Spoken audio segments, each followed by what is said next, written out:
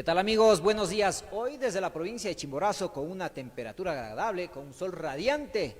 Tenemos a nuestro primer invitado, al doctor Gerson Almeida, precandidato a la presidencia de la República por la lista 4. Mi estimado doctor, buenos días, bienvenido. Mi estimado doctor, buenos días, bienvenido. No sé si nos escucha, parece que el micrófono tiene apagado. Buenos días, un saludo muy cordial con todos. Gracias por este tiempo, por esta oportunidad y esperamos que vengan tiempos mejores. Muchas gracias. Gracias a usted por haber aceptado la entrevista. ¿Quién es el doctor Gerson Almeida? Bueno, Gerson Almeida es, desde el punto de vista académico, secular, un licenciado en Ciencias Jurídicas y Sociales, abogado de profesión, doctor en Jurisprudencia, con especialidad en Derecho Económico Internacional. Tengo una maestría en Teología y he desarrollado mi labor ministerial durante 22 años a la fecha. Esto nos ha permitido tener un contacto con lo que es la comunidad, atención a todo lo que son problemas sociales, durante aproximadamente 20 años, solucionar los problemas y finalmente hoy hacernos cargo de una responsabilidad social ante una patria que está demandando soluciones prácticas. ¿Cuál es el diagnóstico sobre la situación actual que atraviesa el país ante el proceso electoral que se viene para este 2021?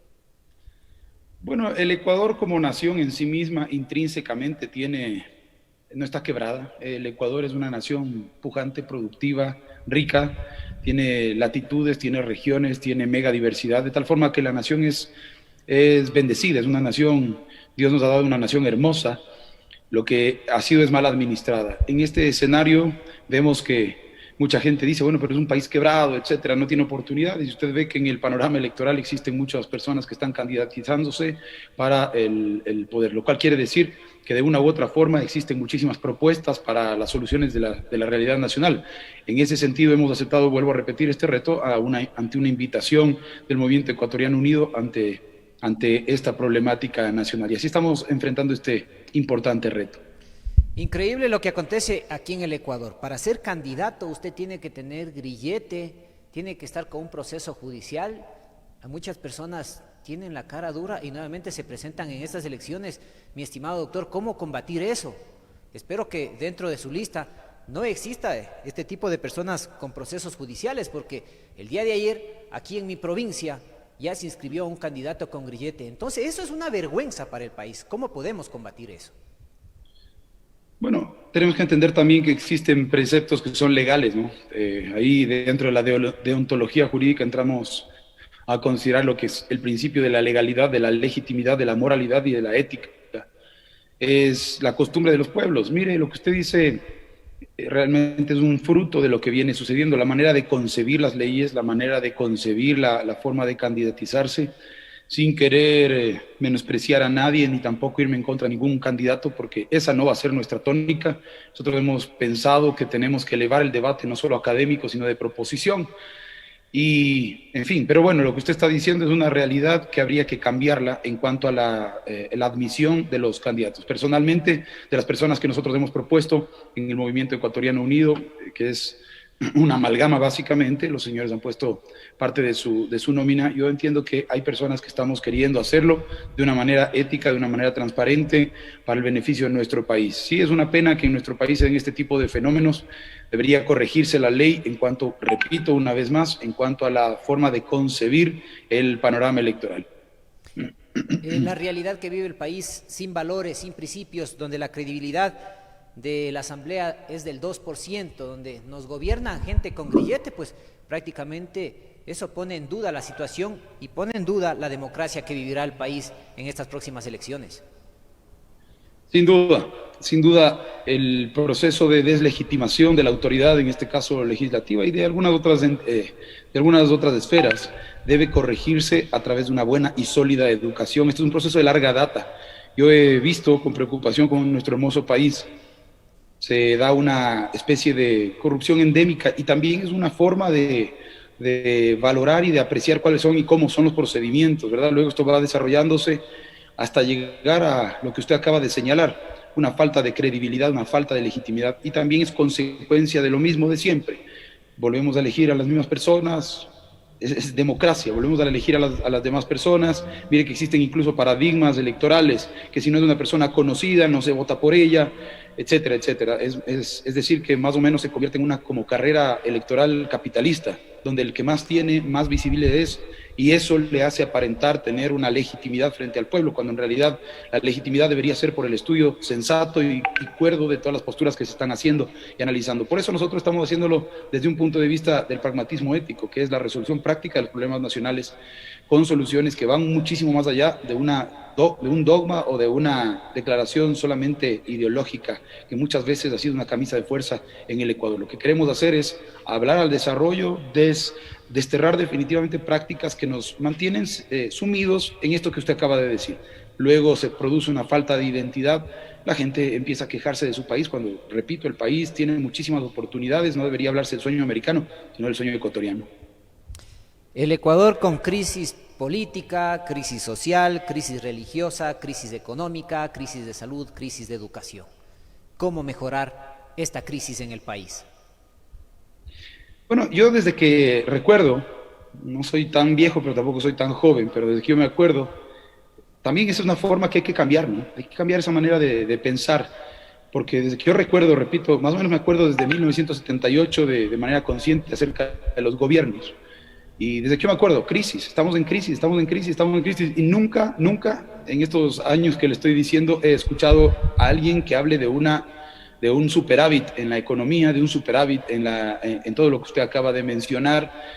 Entonces, cuando en múltiples entrevistas a mí me preguntan qué vamos a hacer para reactivar la economía, digo, desde el punto de vista pragmático que estamos desarrollando esto, me parece que hay que manejar el lenguaje adecuado, no hay que reactivar nada, lo que hay que hacer es activar. Porque si partimos del hecho que el Ecuador ha vivido en crisis todo este tiempo por mala administración, ojo, nuestro país no está quebrado, sino que por mala administración, por falta de eficientes procedimientos en la función pública, etcétera, etcétera, de transparencia en la contratación y de mil cosas, lo que tenemos que hacer es primero activar la economía.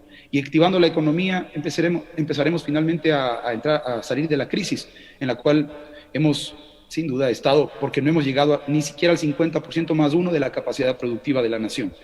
Lo que se tiene que hacer es, vuelvo a decir, conectar la producción con la productividad, y de la crisis se sale no criticando, y voy a permitirme hacer un señalamiento. De la crisis, soy abogado, pero de la crisis no se sale persiguiendo solamente, porque eso está bien, hay que recaudar los fondos perdidos, hay que endurecer las penas y todo lo que usted quiera, pero de la crisis se sale trabajando y produciendo. El Ecuador atraviesa dos pandemias, el COVID y la corrupción. ¿Cómo combatir eso? Repito, la corrupción es un fruto, y al ser un fruto tuvo una semilla. Esta semilla tuvo un tronco, tuvo ramas, tuvo hojas y tuvo fruto. Que un muchachito en la escuela no haya sido instruido desde su etapa primaria de formación mediante talleres lúdicos para determinar su vocación ya es un error, porque de ahí nosotros vamos a tener un muchacho que hasta tercer o cuarto año de educación básica no sabe qué es lo que quiere, no sabe para qué es bueno, cuando le toca escoger su especialización o su especialidad. Es un drama, muchas veces resulta un bachiller mediocre, luego entra a la universidad, arañándose, gradúa en la universidad, y finalmente cuando le toca entrar en la función pública, lo que va a tratar de hacer es mermar los recursos, ya que en su profesión no es un hombre destacado y no puede generar para sí mismo un superávit, mucho menos para la nación. Eso tiene que ver con una vocación, tiene que ver con la educación. La educación es la principal arma para erradicar la corrupción. Y es verdad, usted me podría decir, esto de aquí es a largo plazo. Es correcto, se produce a largo plazo, pero alguien tiene que empezar a hacerlo. Si yo pregunto en el Ecuador con sinceridad, ¿cuántas políticas de Estado existen? La respuesta es cero. Nulas políticas de Estado, es decir, que el gobierno que venga detrás de nosotros pueda seguir aplicando temas de política gubernamental como educación, salud, vivienda, defensa de la integración nacional, etcétera. Todo eso de ahí nos hace ver que el país no tiene una forma estructurada de combatir los problemas. Nosotros los ecuatorianos estamos acostumbrados a solucionar los problemas de manera coyuntural. Es como una persona que se enferma constantemente de las amígdalas, todo el tiempo le van a dar penicilina, pero hay que ver qué es lo que está sucediendo con esas amígdalas. Lo que hay que hacer es darle una solución integral, y el Ecuador, vuelvo a repetir, no tiene políticas de Estado para salir de esa crisis. La pandemia lo que hizo fue evidente en cuanto a la corrupción. En cuanto a la pandemia del COVID, lo que hizo fue evidenciar bases específicas que son las que nosotros estamos, entre otras cosas, planteando como un plan de gobierno. Primero, que la solidaridad tiene que aparecer. Aquí no solamente cuestión de entrar, porque es un asunto que afectó a todos los países y todos los países tuvieron una reacción diferente. La solidaridad se ha hecho presente en la mayoría de los ecuatorianos y ese es un indicador bastante bueno para saber que nosotros podemos llevar adelante un periodo de confinamiento. Sin embargo, también ha hecho evidente la falta de reacción con ideas prácticas en el área de la salud, por ejemplo. Note usted que no hubo un protocolo médico para seguir, es más, ninguna nación de la Tierra lo tenía, ninguna nación del mundo lo tenía, pero sí se notó que la reacción ante la pandemia fue tardía y posteriormente todas las prácticas que ya vimos que fueron de conocimiento público, que tuvieron que ver con corrupción, agudizaron la crisis y bueno, ahí están los resultados desgraciadamente. Y uno de los factores importantes, muy importantes que nosotros hemos señalado en esta pandemia es el fortalecimiento de la familia. Mire, la familia y la vida son dos activos que se deben proteger y que el Estado debe propender como política de Estado a protegerlas, a cubrirlas, a potencializarlas. ¿Por qué? Porque a partir de ahí vienen las soluciones que le estoy diciendo: productividad, proactividad, emprendimiento, solidaridad, en fin, una serie de cosas. 3 cosas que se han evidenciado en esta pandemia: la falta de solidaridad estatal, la solidaridad común, que hay que aplicarla y aprovecharla, y el fortalecimiento de bases que van a permitir que cualquier nación se levante. Esto es la vida y la familia. Mi estimado Gerson, ¿qué día van ustedes a formalizar ya su candidatura? Porque también se escucha rumores que hay diálogos, que hay conversaciones para formar un frente anticorreísmo para participar en estas elecciones. Ustedes han conversado con el abogado Álvaro Noboa, con Lucio Gutiérrez, con César Montúfar, con el doctor Washington Pesantes, tal vez con una nueva propuesta para darle al país. La propuesta que nosotros estamos haciendo la es pública, es notoria, hemos presentado nuestras propuestas y si usted revisa nuestra actividad, nosotros fuimos el primero o segundo binomio que se inscribió. Estamos en esta semana ya esperando la concordancia de todos los elementos para formalizar nuestra candidatura. No vamos en base a un cálculo político, tampoco nuestra motivación no es lograr un resultado o una capitalización política de una jugada maestra, de una confluencia de fuerzas. Yo creo que sí hay que conversar, yo creo que hay que dialogar para el desarrollo del país. En este punto específico nosotros hemos entrado para plantear este pragmatismo ético de manera frontal, de manera decidida, y esto implica que nosotros queremos hacerlo de una manera normal, transparente. Hasta el momento nosotros seguimos pensando que entramos para obtener un resultado ganador. ¿Ha tenido diálogos o no con el abogado Noboa? No. Mi estimado Gerson, ¿ha existido diálogos o no? No hemos mantenido diálogos en el sentido que usted tiene, no hemos conversado con él en absoluto. Vuelvo a repetir que nuestra postura es franca, es decidida para entrar a hacer este cambio. Bueno, envidiable, ¿no? Porque dentro de sus candidatos usted tiene un candidato fuerte, envidiable, joven, como es el hijo del abogado Álvaro Noboa, y quien participará para asambleísta en Santa Elena. Entonces, mucha gente admira que él esté en su lista. Pero en todo caso, ustedes tienen ya la estructura en las 24 provincias, estimado Gerson. Tenemos estructura, hemos presentado asambleístas, hay unas 2 o 3 provincias en las cuales hemos hablado, tenemos nuestras bases ciertamente, pero no se presentaron asambleístas. En el resto de provincias, en el resto del país se ha presentado, como no, y estamos, como le vuelvo a decir, en el caso de Daniel Noboa, él se inscribió mucho antes de que se decanten todas las alternativas que usted conoce con respecto a su padre, de tal forma que, como usted bien dice, es admirable, ¿no? Porque él demuestra una actitud patriótica, una actitud independiente, y es así como él se ha presentado. Ustedes dentro de las encuestas, ¿en qué lugar se encuentran? ¿Piensan que pasarán a la segunda vuelta o ya están en la segunda vuelta? ¿Cuál es el diagnóstico? ¿Cuál es el análisis puertas adentro?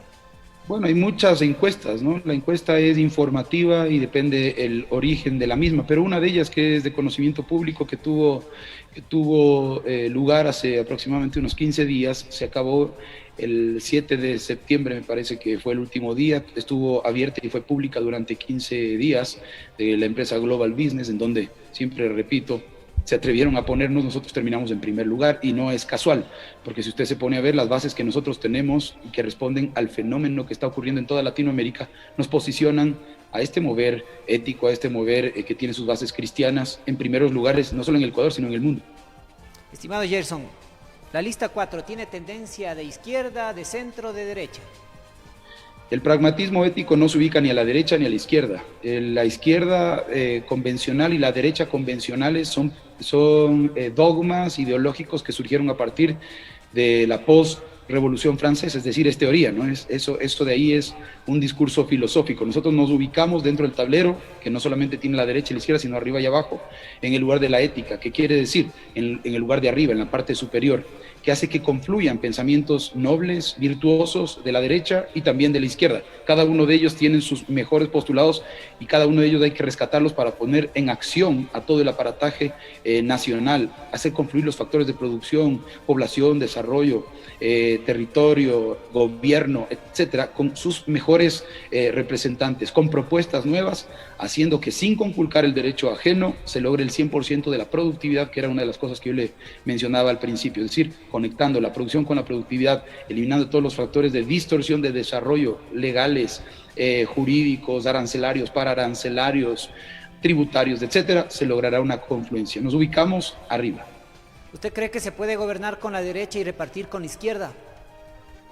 Yo pienso que se debe gobernar con la ética. Bueno, importante lo que usted menciona, pero muchas personas quieren saber en profundidad qué es lo que quiere el partido y la lista 4. Por eso, nuevamente, quiero hacerle la pregunta. ¿Cuál es la pregunta concreta, por favor? O sea, nosotros le mencionábamos si el partido es de izquierda, de derecha o de centro. Usted ha mencionado que eso es un pragmatismo. ¿Cuál es la ideología clara del movimiento o del partido político? Yo entiendo que, yo ya le respondí, pero lo que le estoy explicando y es difícil de entender porque lo que le estoy diciendo es nuevo. Usted está acostumbrado a entender la política desde la izquierda o desde la derecha, y por eso digo que eso es un paradigma, ¿verdad? Eso es un paradigma académico que va más allá de la discusión, pero la persona de a pie no come de la izquierda ni come de la derecha. Es más, si usted le pregunta a una persona, hemos recorrido el país, a una persona normal, no a esta persona que está en discusiones políticas en donde a nosotros se nos habla mucho de esto de la derecha o de la izquierda, la ideología pragmática ética. El tablero político tiene derecha, tiene izquierda, tiene arriba, tiene abajo. La doctrina del caos, de la muerte que han utilizado caudillos malos alrededor de la historia, surge de abajo, y ahí usted va a tener, por ejemplo, doctrinas de caos que influyen tanto a la izquierda o a la derecha, paradigmas de pensamiento de ultraderecha o de derecha, neoliberalismo clásico, paradigmas de la izquierda clásica o los extremos, comunismo. El centro es un poco más equilibrado, pero esos son paradigmas, le vuelvo a decir. Aquí la práctica, por eso se llama pragmatismo, lo que hace es elevarse sobre estos conceptos que van más allá de un entendimiento dogmático, y entiendo que el asunto no es muy permeable de primer momento, pero es sumamente práctico. No es permeable desde el punto de vista de la comprensión académica. El rato que usted se pone a ver que esto de aquí está sobre esto y que busca la resolución práctica inmediatamente, usted me preguntaba acerca del COVID. Si no hubiéramos estado afirmados con un pensamiento político X, hubiéramos tomado decisiones mucho más rápidas, mucho más concretas.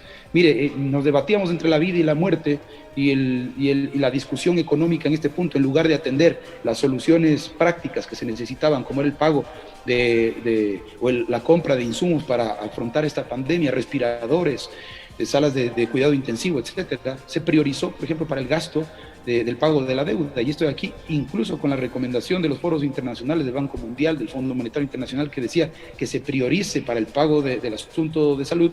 Sin embargo, por un asunto dogmático de entendimiento político y económico, se optó por el pago de esa deuda. Eso es un factor de distorsión de desarrollo y que atenta contra uno de los factores que yo le hablé hace un rato, que es la vida, la familia. Había que dar atención prioritaria. El pragmatismo ético va arriba a la solución práctica, no se queda en izquierda o derecha. Cuando usted me dice, ¿usted cómo va a resolver?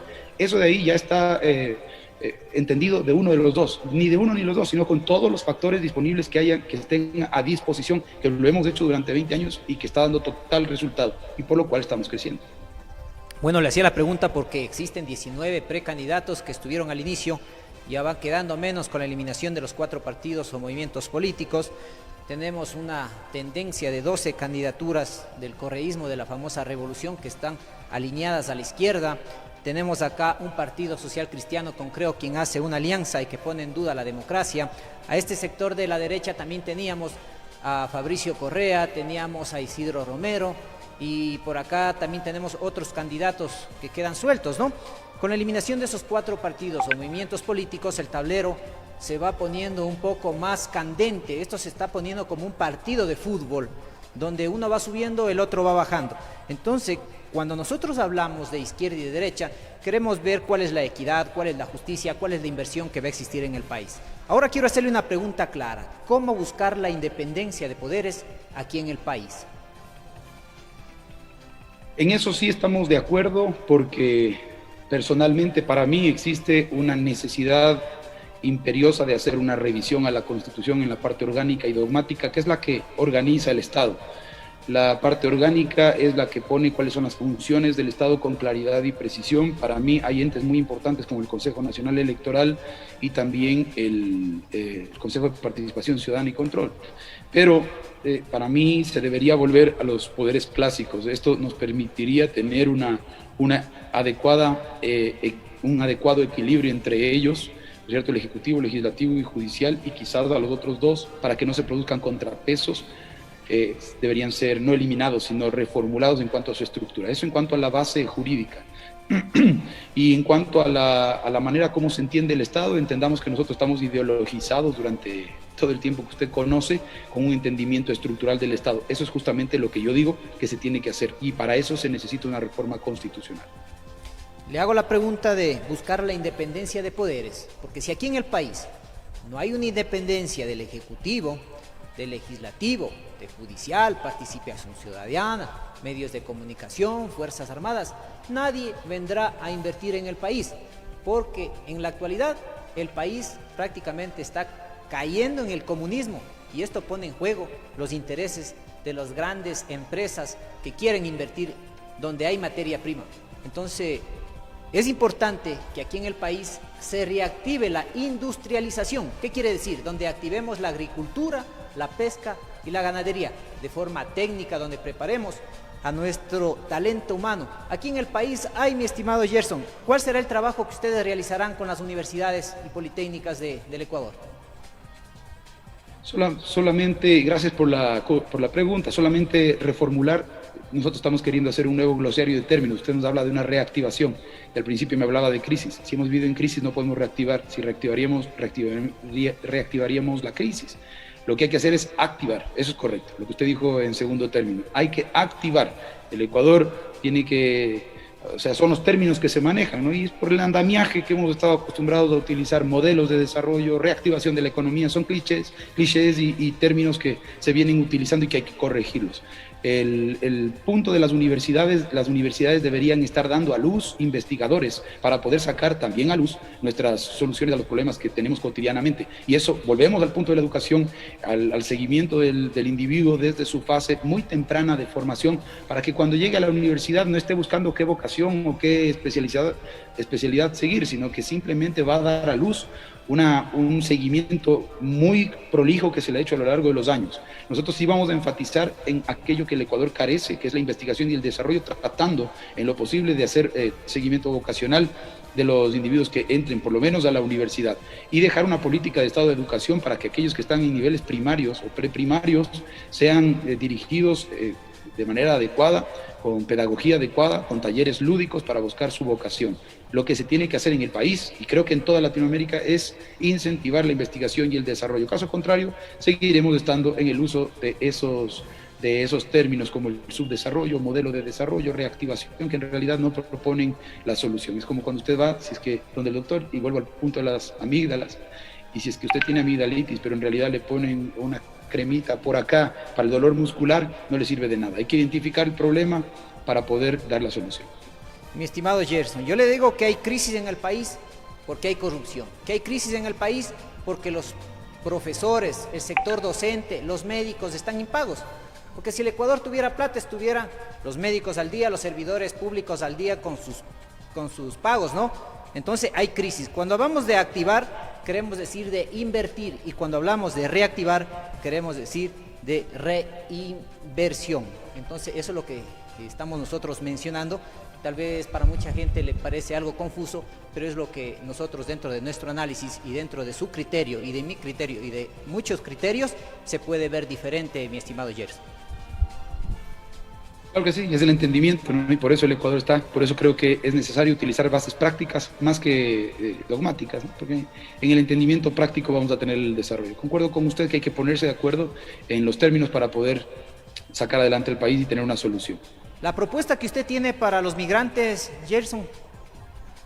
Mire que yo he vivido fuera del país y no en calidad de migrante a propósito de las funciones que tenía mi padre en legaciones diplomáticas. Sobre todo yo he visto el drama de las personas que viven afuera. Y sin embargo también he visto la capacidad del ecuatoriano. El ecuatoriano tiene una capacidad de invención y de ingeniería tremendas, aún sin haber cursado formalmente una educación superior o media. Por eso es que la mano de obra ecuatoriana, aparte del don de gentes, de la responsabilidad que tiene cuando está en el extranjero, son muy notables. Yo sí creo que se tienen que hacer y de manera frontal y directa, y también de manera estatal se tienen que incentivar las ayudas que se dan a estas personas que, bueno, buscando quizás un destino mejor, han ido a otros lugares. De tal forma que sí creo que existen políticas públicas que se tienen que hacer para eficientizar. Hay cosas que atañen, por ejemplo, que tienen dramas. La repatriación de cadáveres debería ser una política también de Estado. Son ecuatorianos y el ecuatoriano debe estar garantizado, por lo menos para tener una digna sepultura. Entrar a negociaciones conforme el Estado ecuatoriano está capacitando a las personas para que vayan. Los agregados comerciales deberían ser entes de ubicación y colocación de personas que, contando por ejemplo con títulos de nivel superior, podrían aportar en otras naciones. En fin, hacer una banca de datos. Se pueden hacer muchísimas cosas a nivel consular para ayudar a los inmigrantes ecuatorianos, tramitación de visas, eliminar toda una serie de requisitos que se les pide allá, ir y volver. No olvidemos que ya el destierro de las personas que son víctimas de esto de aquí, que es una crisis social, como usted bien lo ha determinado, tienen que ser canalizadas de parte del Estado ecuatoriano. ¿Cómo eliminar el narcotráfico y la tabla de consumo de drogas? Bueno, la tabla de consumo de drogas, que fue a partir del Código Orgánico de la Salud, al cual nosotros, al ser el único binomio pro vida por convicción y no por conveniencia, venimos no de ahora, porque esta es comidilla de este último tiempo, sino de hace más de un año, hemos venido solicitando al legislativo que se abstenga de aprobar el Código Orgánico de la Salud en los términos que se lo ha aprobado, porque da una facultad demasiado amplia para el consumo de las drogas. Eso tiene que estar establecido con claridad y precisión. No nos olvidemos de inclusive que el consumo de drogas trae toda una serie de factores conexos, entre los cuales se conecta el derecho penal, y ahí sí no cabe ningún lugar a dudas, aparte de que el Código Orgánico de la Salud tenía otros temas conexos que hacen que sea impracticable. Actualmente nosotros estamos pidiendo, no de manera declarativa, sino de manera expresa, y ayer salimos a las calles del país, una marcha multitudinaria donde se congregaron miles de personas para solicitar el veto total al Código Orgánico de la Salud, dentro del cual está también el consumo indiscriminado, ¿no es cierto? O se abre una puerta para que esto se produzca. Tiene que cotejarse, y voy a decir en esto que usted me está preguntando que es necesario que el Ecuador haga una seria reflexión acerca de lo que es la fundamentación y derivación de todas las normas. Y de ahí la importancia de hacer una reforma constitucional también en cuanto al entendimiento de la base jurídica que servirá para el andamiaje de todas las demás leyes, entre estas las que usted acaba de mencionar. ¿Por qué? Porque si la norma suprema está mal concebida, todo lo demás va a tener estos escollos que luego van a traer antinomias jurídicas, y si el presidente, por ejemplo, en este caso, no veta el Código Orgánico de la Salud, lo que va a hacer es llover una serie de acciones constitucionales de protección, porque existe ya de suyo una antinomia jurídica, es decir, una contradicción expresa con la Constitución política del Estado.